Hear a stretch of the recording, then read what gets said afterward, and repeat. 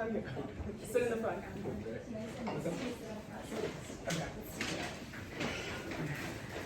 Nice. Are you ready for your minds to be bored? Thank you so much for making it. I know it wasn't easy after last night, and it has been such a fun time interacting with everyone. Very grateful for it. Before we dive into the AI panel, I have about 20 minutes of content, and I already apologize for that. But it covers a topic that's been quite top of mind for me, and I hope some of it resonates. It's been a decade since we graduated from MPhil, and a decade ago, I doubt any AI model could have predicted just how dramatically the technological landscape would transform. My own journey from mathematics to finance to tech has been quite the ride. After graduation, I had the good fortune of working at McKinsey, where I built machine learning models helping banks manage balance sheet risk. Now at Google, where I get to lead commercialization of our AI-powered solutions, I really feel lucky to have a front row seat to the breathtaking pace of this technological revolution. And while the headlines often fixate on the existential risks of AI, I want to offer a different perspective today. I want to offer a perspective of hope, a view that this isn't AI versus humans, but AI for humans. And I'll do this in 3 key points, but please note, the views I present today are my personal perspectives based on the research and studies I have chosen to consume. They by no means represent the views of my employer or a scientific consensus yet. But my hope is that this perspective inspires you to go on your own journey of defining human uniqueness in the age of AI. Let's dive in. Oops. The irreducible human, consciousness beyond code. We stand at a fascinating juncture today where AI's capabilities are accelerating our exploration of what truly makes humans unique. A quick show of hands. How many of you believe that machines, no matter how smart, could never truly be conscious like us? Very few people. All right. What if I told you that there is a compelling thesis endorsed by some leading physicists that says that machines, no matter how smart, could never be conscious like humans? Let's dive in. This thesis does not have scientific consensus yet, but it's still quite thought-provoking and worth exploring. But first, a quick look at how AI actually works. We've all heard of neural networks, right? The underlying engine behind AI. Neural networks mimic how the human brain works, where you have billions of neurons forging trillions of connections, all learning from human experience. Neural networks mimic this with their artificial neurons, which are nothing but math equations, forging trillions of connections, still fewer than the human brain, by the way, at least for now. And they learn from massive amounts of data, identify patterns, make predictions. Now, the conventional scientific view is that our human consciousness simply arises from or emerges from all of this complex activity in the human brain. So the thinking goes, if we build AI systems that are complex enough and mimic how the human brain works, then eventually at some point down the line, consciousness should simply turn on in machines too, right? But this picture is missing a critical piece of the puzzle that I would like to explore with you. This is where the famous double slit experiment from physics comes in handy. Now don't worry, this is not a physics lecture, but understanding this experiment reveals something astonishing about the true nature of reality. So bear with me as we quickly go over it. Imagine shooting tiny pellets through two narrow slits onto a screen. You'd expect to see two bands form on the screen, right? That's how everyday objects behave. But when scientists do this experiment with electrons, the most fundamental units that we're all made of, something astonishing happens. Instead of two distinct bands, they find an interference pattern. Multiple bands, including in places blocked by the barrier. It's as if the electron went through both the slits at the same time, like a water wave, and formed bands where the waves would hit.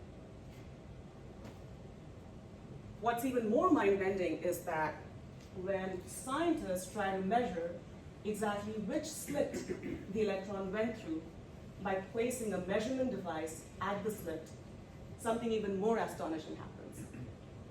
The electron starts behaving like everyday particles again and simply forms two bands on the screen. It's as if the electron knew it was being observed and changed its behavior because of it. So the question became, are electrons particles or are they waves? What do we think?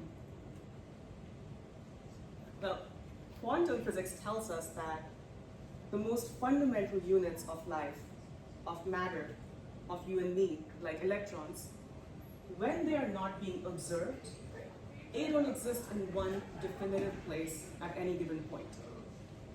Instead, they exist in multiple locations at the same time.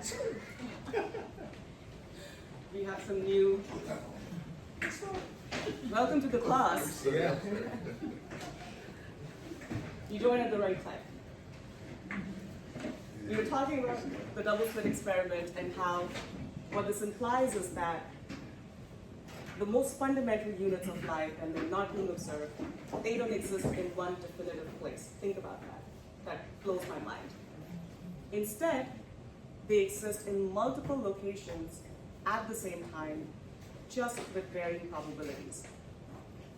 And the act of observation, of conscious looking, seemingly collapses that probabilistic existence into the physical, definitive reality that we see around us. Plain English, the act of observation or conscious looking seems to play a crucial role in transforming the fuzzy world of possibilities that the very fabric of reality exists in into the physical, known, definitive world that we experience around us.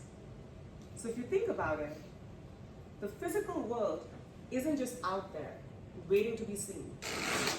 How you see something is intricately involved in creating it. How you see something is intricately involved in creating it. But hold on a second.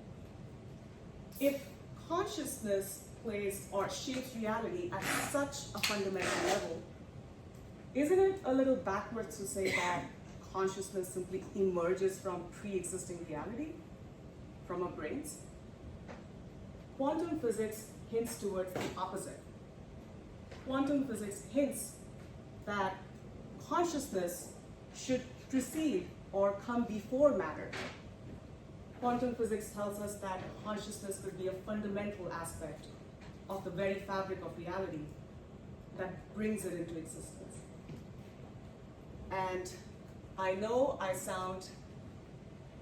don't have much credibility here, but let's bring in some heavy hitters to support this theory.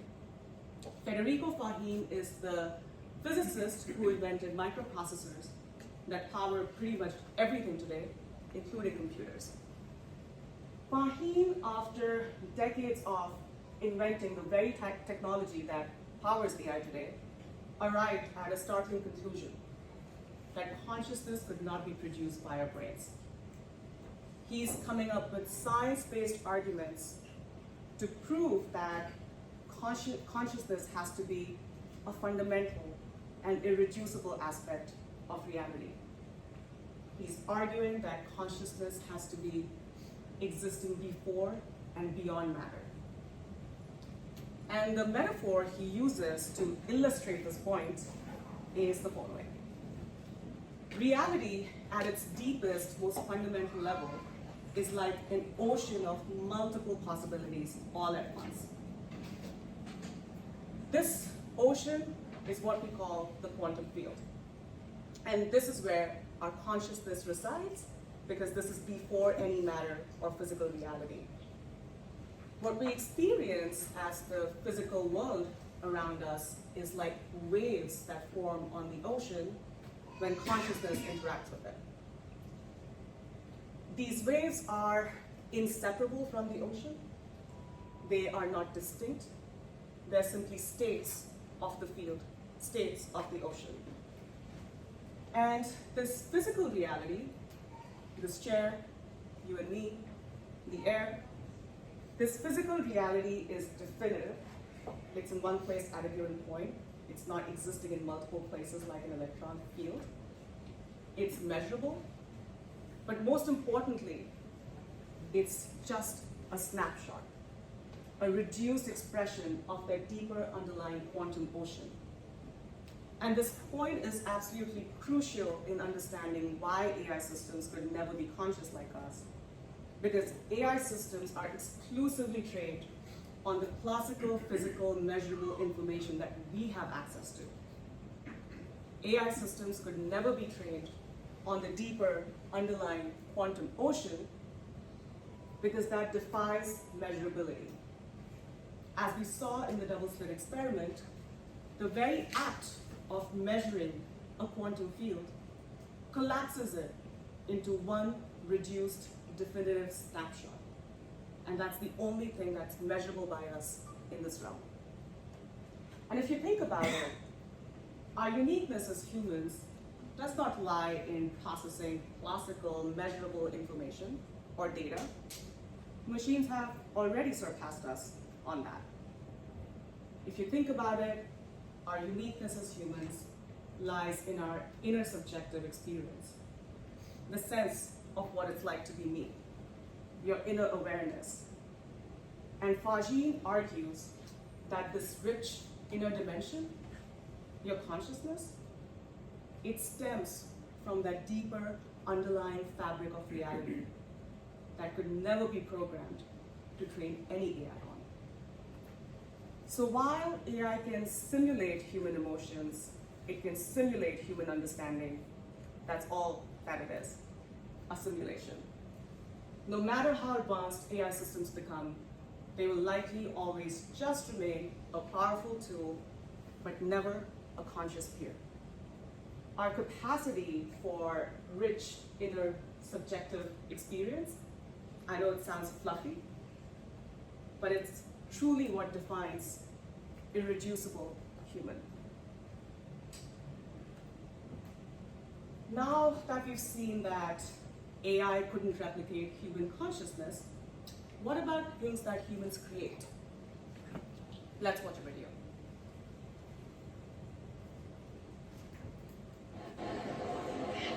Oh boy, I love accents. Can't wait for summer, eh? Need to get inside, it's so cold. It's freezing up here.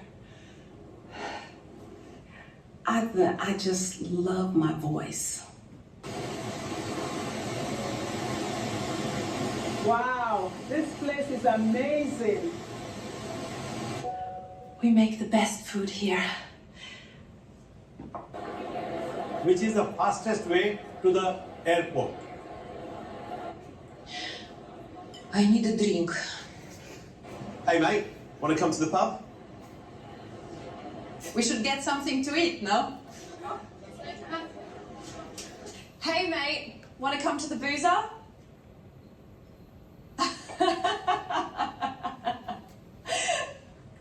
Cool. How many of you could not tell that was AI? Neither could I. That was produced by Google's Veo 3 model that was released as of 2 weeks ago at Google I/O. It's amazing just how far AI has come in creating art, pictures, movies, music that look completely human. But as AI becomes increasingly adept at creating these art, a fascinating pattern emerges, which is very positive.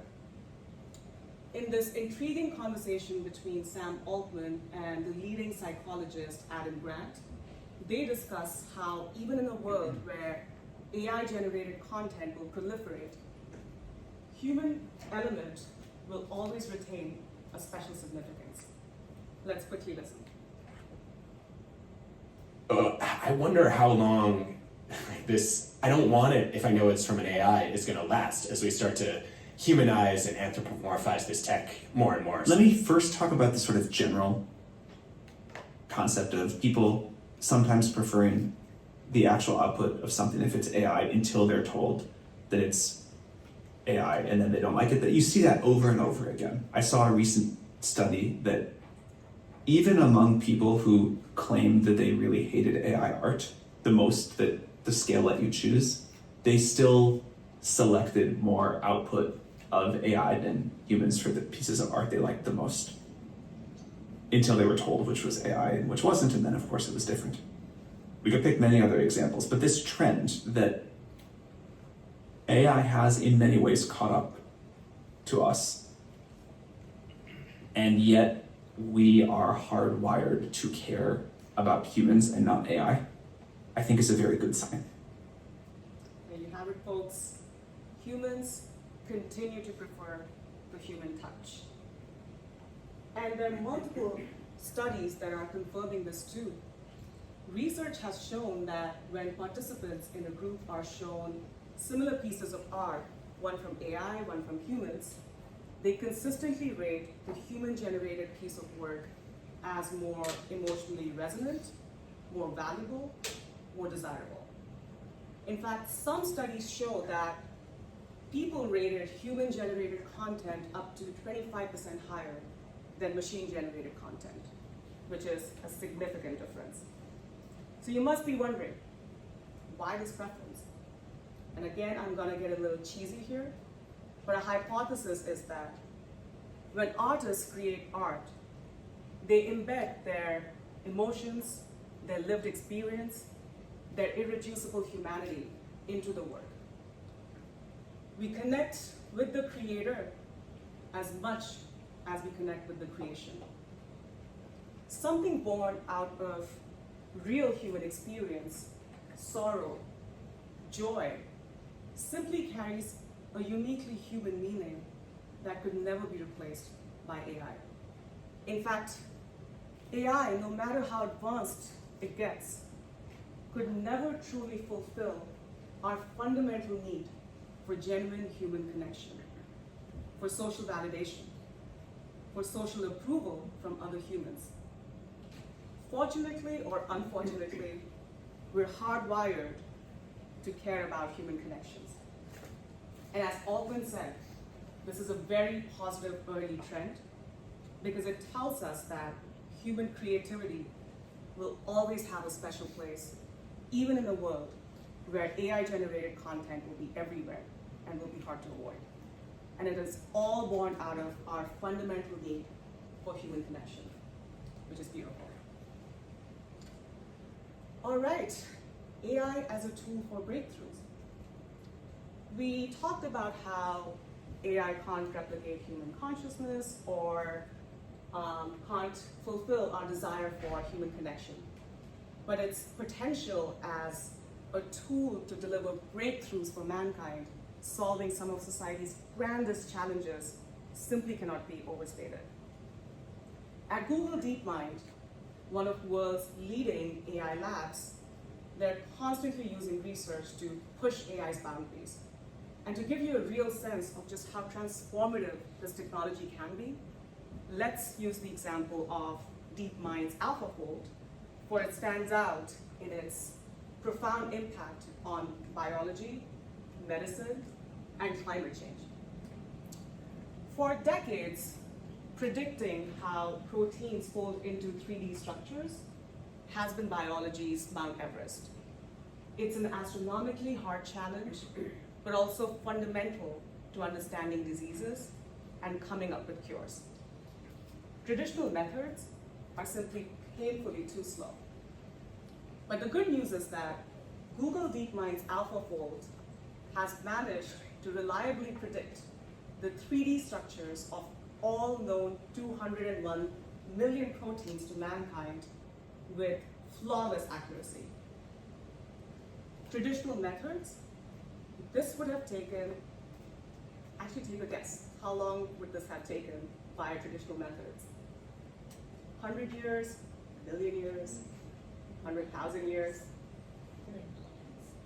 You're right, billion years in fact. That wasn't in the option, but billion years. Just think about that. And this is not just a mere academic achievement. This is revolutionizing drug discovery.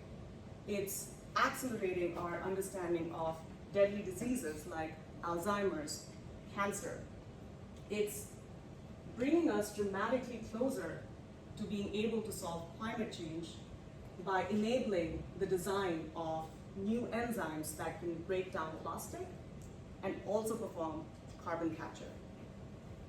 Google DeepMind's AlphaFold is AI at its finest.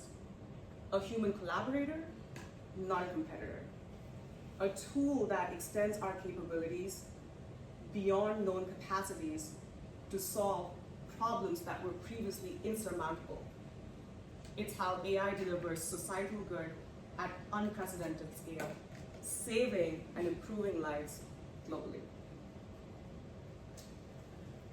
So at this point, we've seen how AI, or human consciousness, is special. We saw how human creativity will always have a unique place. And we discussed AI's potential at delivering breakthroughs. But to tie it all together, what does this mean for our future? As AI increasingly masters tasks that previously defined human intelligence, strategy, problem solving, even creativity, we are pushed to look deeper, to look inwards, to truly define our place in this new paradigm. But this quest of looking inwards is not a new one. For centuries, ancient philosophers and deep thinkers have been advocating for the inward journey. They spoke of a reality that was deeper than sensory perception, that went beyond matter. They urged us to know thyself. Here's a thought experiment. If tomorrow AI can do all cognitive tasks that humans are capable of better than we can, you have to ask yourselves, what continues defining our humanity in that scenario? What remains uniquely ours? And in answering these questions, we touch upon the essence of who we really are beyond our functional capabilities, beyond our intellectual capacities. It's pushing us towards defining our worth in terms of more human experiential consciousness. Perhaps AI is the ultimate mirror. By showing us everything that can be replicated and automated, it's also showing us what cannot. The future is not about being replaced by AI, it's about being refined by it. It's an invitation to the timeless journey of self-discovery with new questions and perhaps new ways of seeking answers. The more advanced AI becomes, the more fulfilling does our quest become of defining the true nature of the human algorithm. Thank you.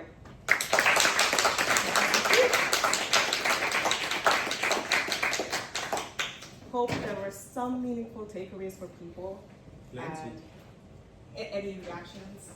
What did you find most out there versus what did you believe the most? Anyone? I had a question. I don't know if Yeah, of course. So you were talking at the beginning about consciousness. Mm-hmm. What do we mean here? Do we mean like self-awareness, or Yeah. what do we mean by that? The inner subjective experience, our inner awareness. AI can simulate that simulate understanding, but is it truly having that inner subjective experience? That's the metaphysical aspect that physicists are arguing. The practical applications are, once you realize that you're a part of the field, you're a part of connected consciousness, it has the potential of unlocking things that we didn't know we were capable of. Again, it sounds out there, but there is scientific research happening along these lines, so follow along.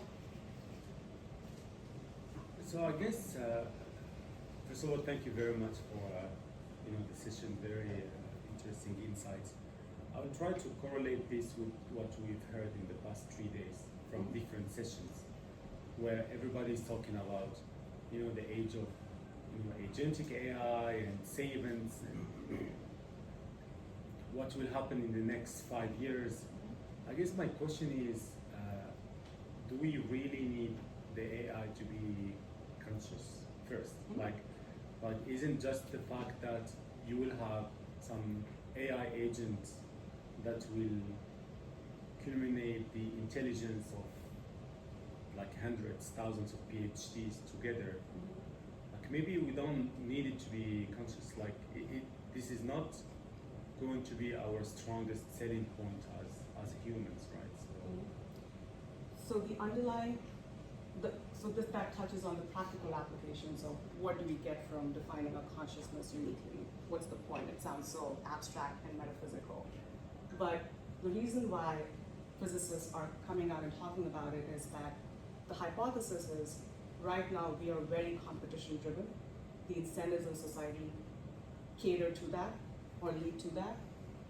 But by realizing this deeper truth about our connected consciousness, it will incentivize us to change the stories in our mind and work towards defining incentives, changing systems that lead to more cooperation versus competition. Dario Amodei from Anthropic yesterday came out sounding alarm bells of AI will replace all jobs, and we have to be honest about it. We do have to be honest about it. Because conversations lead to solutions. So let's first acknowledge that, yes, even though AI won't be conscious, it will still replace our bread and butter. What do we do in that scenario? And we won't solve that by leaving it to the invisible hands of capitalism.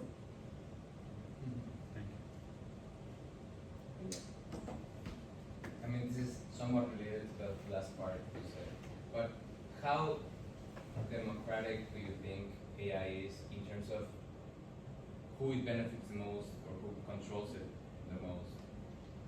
Yeah. Yeah? Yeah, I have a similar question. It's like, because you're working in Google now, with the scientists on corporation level, any regulation, like ethnic, like control that, and then, Responsible AI. Yeah, I mean, it's a fancy word, but Jeffrey Hinton, who is the father of neural networks, not until too long ago used to work at Google. And he is advocating for dedicating more resources towards studying these systems such that we avoid those concentration of power, we come up with regulation and checks and balances, not to slow down progress, but to have equal investment and understanding in how these systems are working. What are the pitfalls? Because right now there's an underinvestment in that arena because as a rational actor in capitalism, you are driven by profits, right? So that's where regulation does have a very important role to play. It's a delicate balance. Any sort of regulation slows you down. So one country cannot decide to over-regulate. They'll lose the race. Another country will pop up with a better AI, and that's the same as before, right? All this points towards the need for global coordination. We have to coordinate our actions towards investing resources in measuring risk, in having checks and balances in place. And that coordination right now is lagging. Any other questions? You guys should ask questions. You like your It's question. Sarah. Yeah, so this is kind of more of a comment than a question. question, but I think it was a great talk. Thank you so much. So I think also from like a medicine perspective, because I'm in medicine, my undergrad thesis is literally protein folding, and I think it is such a powerful tool to be able to make discoveries faster, and especially in healthcare, I feel like it's very challenging because of how labor intensive sort of various things are, especially when you have someone who's a patient-facing provider who's also the person sort of doing research and documentation. And so I think it's very cool thinking about it as a tool in the healthcare arena of how we can sort of advance things faster and automate tasks that would actually make things safer for patients. But then there's this perception that it's really unsafe because you're like feeding things into a computer and you're feeding private information into a computer. And I guess I'm curious sort of how we can harness it as more of a tool, and like you're saying, almost think about it not as something scary that you're feeding all this information into, but a powerful tool to help humans focus more on like the human elements of taking care of patients. And I don't know if you've interfaced with healthcare at all, but like that's what I see at work, and I'm curious how that balance is going to look in the future. And I feel like we've been slow at adopting technology like this for that reason. 100%. I think the Cambrian explosion in technology has happened. These systems are very capable. But the Cambrian explosion in adoption won't happen till humans are upskilled to understand how these systems work. And the people and processes pillar is a huge part of change management. Because I work in commercialization, I'm intimately familiar with this. Conversations stop when a CMO or a CEO is hesitant to adopt AI. So that's a huge blocker. It's not the technology, it's the people.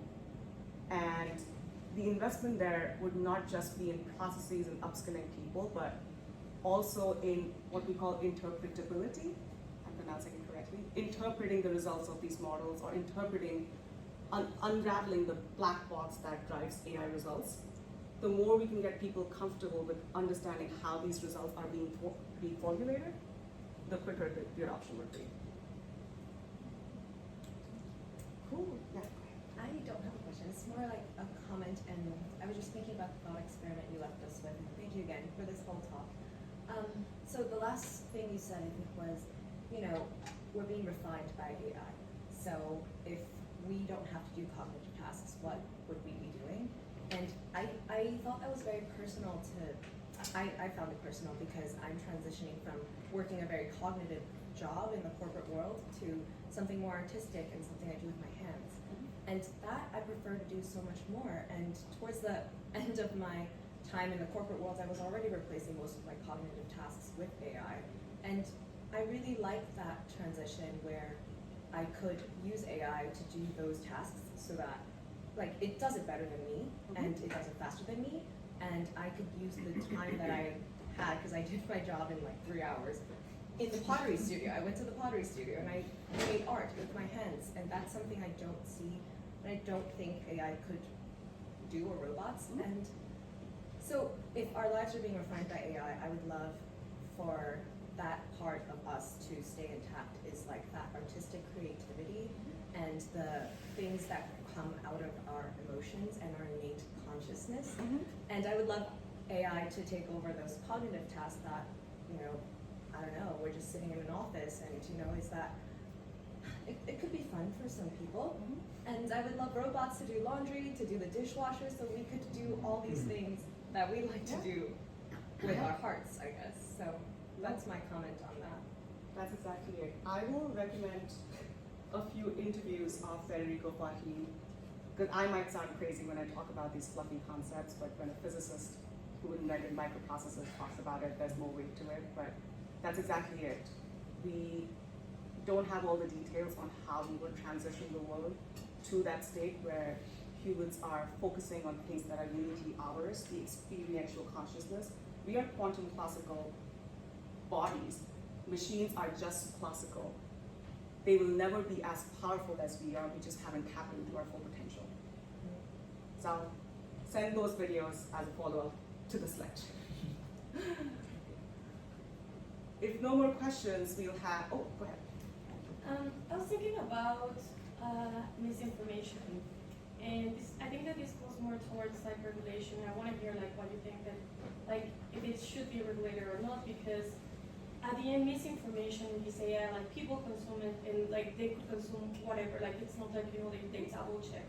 I was reading that like with ChatGPT, there's less Google searches because then like just people just ask right away to ChatGPT and you truly like you trust in what you're reading, right? So I think that this is like in terms of like fake information, like fake news, misinformation. I think this is something super important. And I would like to hear like from you what you think should be like regulated like by some like government agency or should be like more related towards ChatGPT itself or like Google, like how is like this going? 100%. I think, and all tech companies agree with this, the government is just not technologically sophisticated enough to come up with meaningful regulations. So it has to be a collaboration between the leading AI labs, that there aren't too many of those, and the government in coming up with regulations that make sense and don't necessarily slow down progress, but simply make the investments on identifying or solving fake news or solving bias equally important as the profit motivation. That balance is not there today. So we have a lot of work to do. Europe leads on regulations, but it tends to over-regulate, and that's already showing up in how their companies are being impacted. Cohere was one of the leading model developers, but now it's falling behind. So you also don't want to restrict permissionless innovation with over-regulation. It's a very delicate balance, and it has to be, there's no simple answer. It has to be a collaboration between the tech firms and the government. Is there any research, or do you know about anything that that tries to understand how to get rid of biases, or just how to measure bias? Yep. So, so I know they fall in the category of model interpretability, and there is automated, I'm forgetting the exact term, but there are frameworks in place that can help you assess bias. In fact, these models are already, they have less implicit bias than humans do, and you can measure that. As it relates to fake news and people misusing AI and to spread fake news, it has a lot to do with authentication and making sure you're marketing the content appropriately. So if I think of risks from AI, there's one risk around the technology doesn't work as intended, but that we will fix very quickly, other than maybe hallucinations where, again, we are making huge inroads. Second is when use and misuse, when people misuse these models, how do we stop that? That's where regulation or punitive punishments to discourage that behavior would come in handy. And third is existential risks from AI, which we sort of touched today, where we get into the abstract realm of how do we define our uniqueness, what do we do with it, but that conversation has to start, because I find it appalling to hear people say that AI will become, or our consciousness will eventually appear in AI systems eventually, which would mean that you have a much more powerful conscious being. In nature, there's no example of a less powerful species controlling a more powerful species. So that scenario just dooms both for us, and we want to avoid that.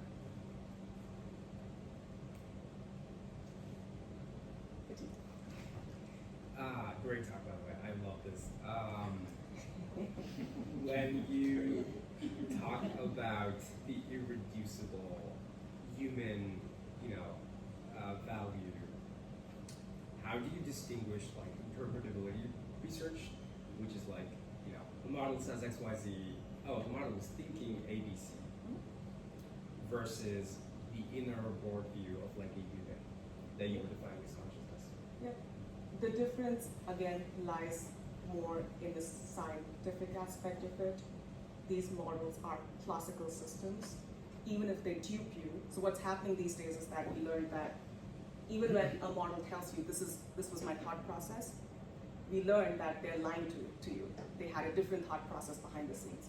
The very fact that they were able to measure it and catch that, it just shows that with interpretability, you can do the work to open up the black box and correct for these things. It doesn't mean that they're having an inner subjective experience. we are quantum classical, there's a very strong argument to be made that this inner subjective experience only stems from a quantum system. Because I won't go into the details, but you need to have infinite possibilities and interaction of free will with it to have that inner subjective experience as a vehicle of learning in life, which these machines will never have, unless we find a way to channel our consciousness from the quantum fields into machines. So I guess these fundamental models that continue evolving, they're already good enough, much better than 2-3 years ago, and they will be far superior like 5 years from now. I guess my question is for the like AI engineers and researchers working on these models, working on improving these models. What's the end goal? Like, is it like a continuous improvement and development like forever, or do they have certain objectives that they want to meet?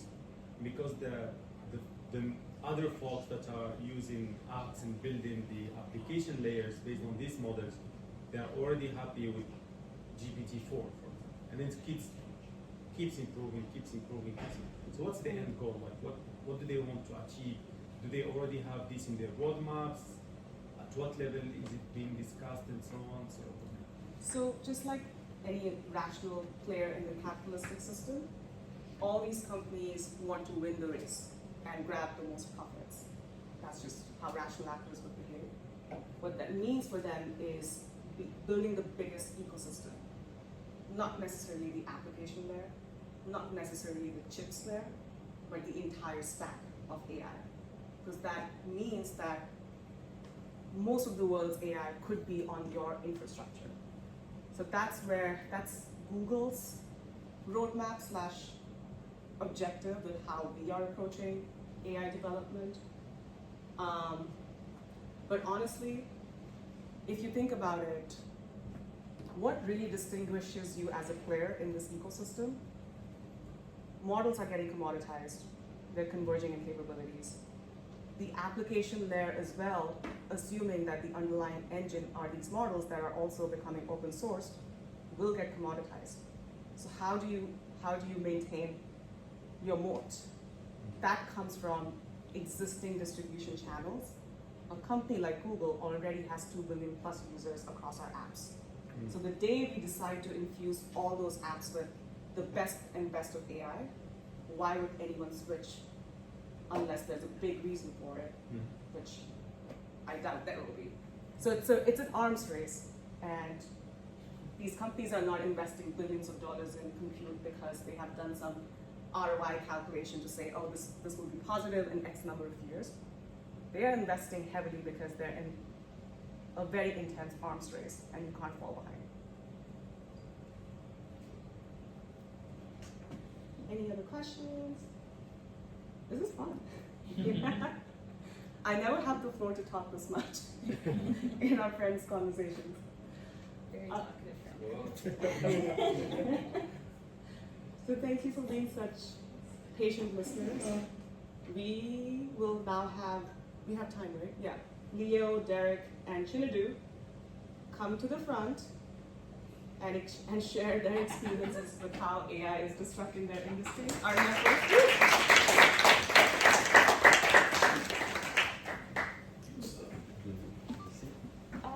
Do you want to say? Sure.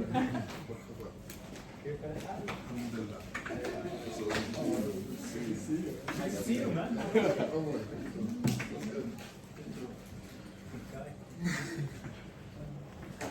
Is someone recording?